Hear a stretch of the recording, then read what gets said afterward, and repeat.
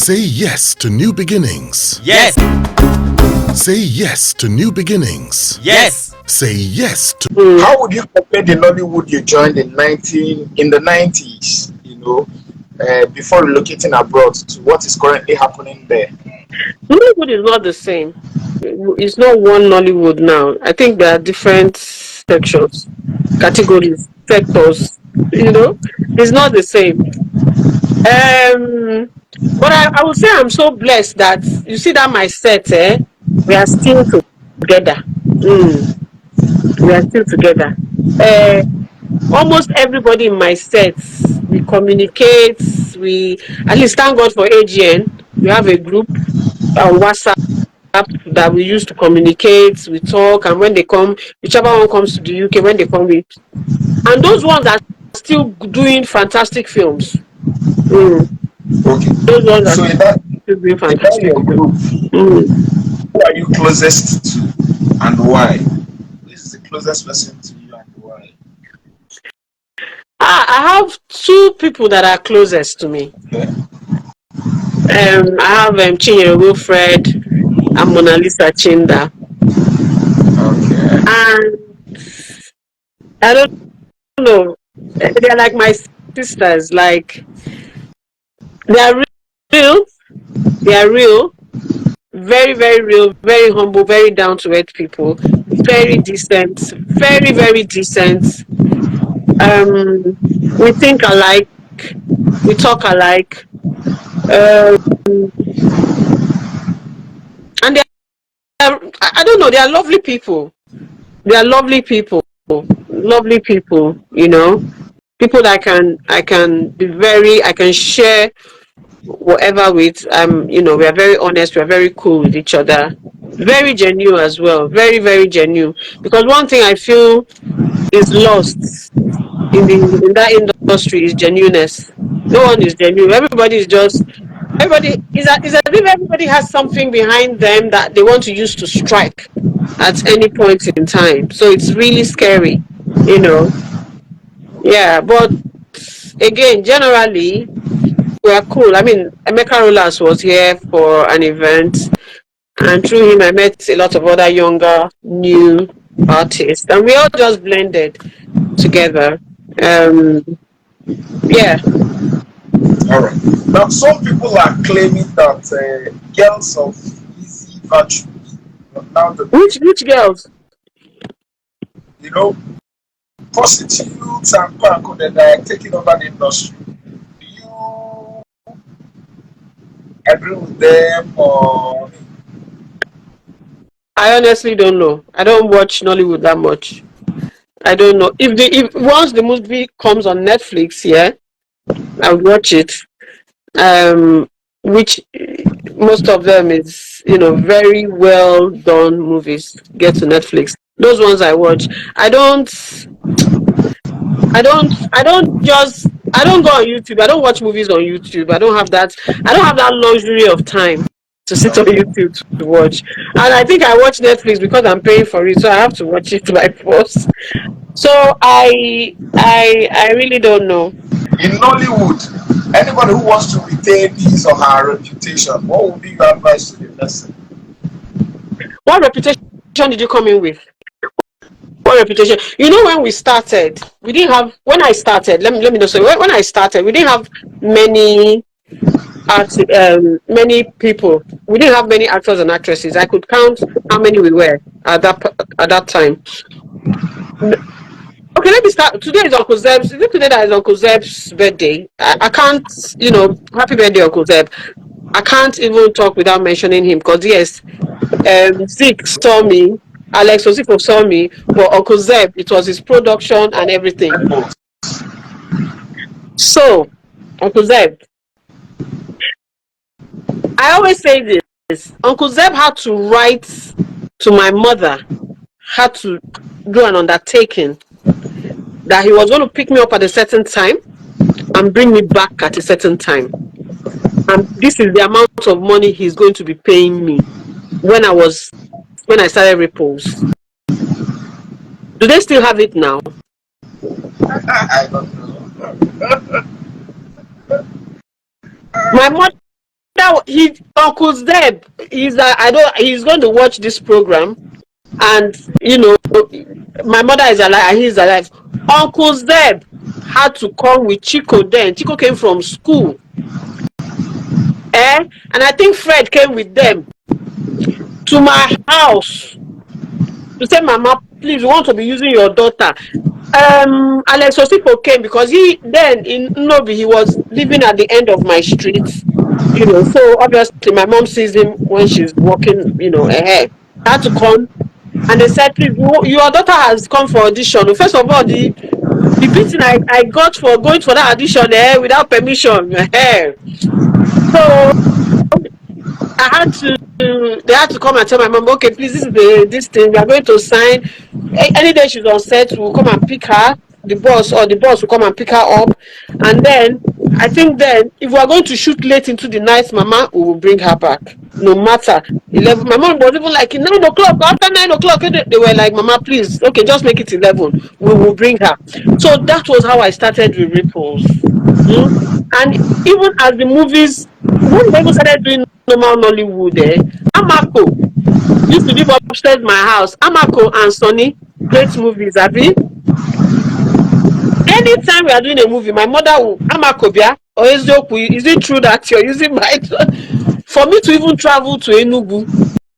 And when I come back, the amount I was paid, I have to declare it though. There was no. So my question is, how many parents still do that till date? My mom knew how much I was earning. She knew everything. She knew the producer. She knew Zeb. She knew Chico. She knew if I'm on set and she does not see me at a certain time, she's coming to Grand Touch. Okay. That's how she's coming to Grand Touch. Even I had to run to uni.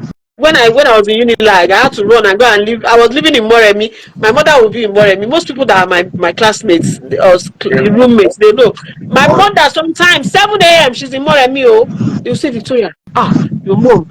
I say, no, I can't come in. I'm here now. So that was how I was raised. Okay. So your last movie, if I'm correct, was Golden Stripes. Yeah. When are you acting?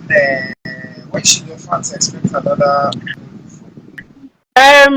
Okay, for now, I don't know. I'm looking at coming back to the industry, but I'm trying to see how I'm going to work it around my work, and stuff. So if I get a good movie, if I get a good story, I would work, because basically I'm not an entertainment actress. I'm not gonna spend my time doing something to entertain you, to make you laugh. It has to be something that you need to learn something from it. It has to be a story, a good story. So of all your films, which one are you most proud of? All the films. Proud of all my work. As long as I did it, I'm very proud of it. What is the most memorable role that you have played in your entire career? There are so many. So many. I always say Odum. Why? Odum was so challenging. Odum was so challenging because it was shot in the village. We lost somebody during the shoot. And it was over water, swimming, don't swim, let's sacrifice to the river. The river says don't do this, the river says do this. And then you go and do what the river says you shouldn't do, and something happened. And at that time, it might sound like a joke, but it's not a joke. But I think the truth of the matter is, give unto Caesar what belongs to Caesar, and unto God what belongs to God. God is here. You have a choice. They are still there. No, because all these things are still there. But where do you choose? Where do you want to go? Because in Odum, I would always say it's memorable for me. And anytime I watch it, it challenged me in the sense that I had to play the role of Aboma, a village girl. I had to be on a canoe in the middle of this river that was going to River Niger, And I did it with what's this lovely guy's name? He's gonna kill me now. Right, forgot his name. I think it was Zeb that shot it as well. Was it? No, no. Chico. Who was Chico? Chico. That Chico. one guy in Abakaliki or something. Not even Abakele. One village. I think it's Charlie Boy's village. What's the name of Charlie Boy's village? Charlie Boy is from Oguta. Was it Oguta or Afiko? I remember that area. That's I think that Ubuta area, because they used to worship pythons or something. Because again, I remember now so vividly. We were coming back from a recording, and there was this big python that was crossing the road, and the guys in our bus told the driver, better stop. And the driver was like, he said, if you don't stop, you're going to if you touch that python, you're going to do a proper burial. Like you're going to, don't try it. And me, we're in the bus. We had to wait until this thing for the first. That's why I said I'll never forget it. It was very challenging for me, because till today, that memory is still in my head and stuff. So Odu was very challenging. Another one, Love from Above, was with Jim, because Jim actually slapped me for real. I didn't find it funny, and the way he slapped me, I could not cut, because I gave everybody the reaction they wanted, but that was because I wasn't expecting the slap, and the director had already told him to slap, and the way the slap came on I couldn't talk.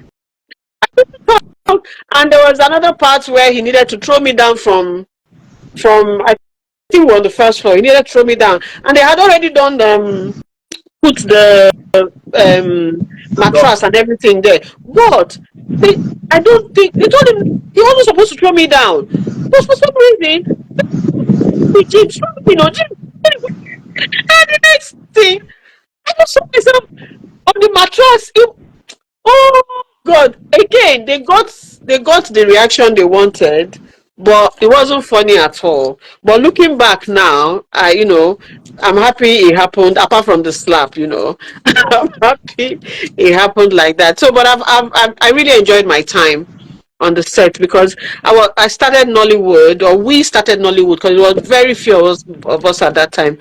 We started Nollywood. We're so innocent. We're so genuine.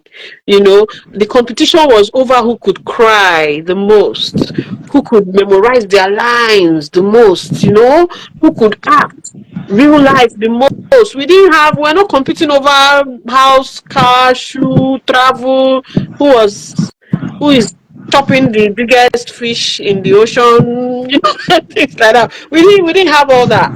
We were just happy. We could all eat together. I mean, how many these days? I see I see their dinner feast, or their lunch feast and everything, which is fantastic. They really, but these days, how many people can actually eat from the same plate together? So, what would be your advice to any young person who wants to? My dear, let me tell you the truth. Let me just not. Don't waste time. There's no advice. There's no advice, because when I started, things were different. I've not been to Nigeria in 20 years, because my son is going to be 20 in October. So let's say I've not been to Nigeria in 19 years. So I don't know what's going on. So I can't stay here and say I'm going to advise someone living there, because I don't know this. I don't know what's going on. I know probably people could do certain things when faced with certain situations. And I'm not going to say, because I'm blessed and God has put me where He's put me, that I have the right to tell somebody else how, where, when, or what to do. It won't work. But I know that acting is supposed to be a decent career, right? I know that the minute you become an actor, you should be ready to be a role model to people, because people are going to watch you put words into action, right? People are probably going to fall in love with that character. And when they fall in love with that character, they start wanting to live your kind of life. You owe it to the people that made you a star to live in a very responsible way.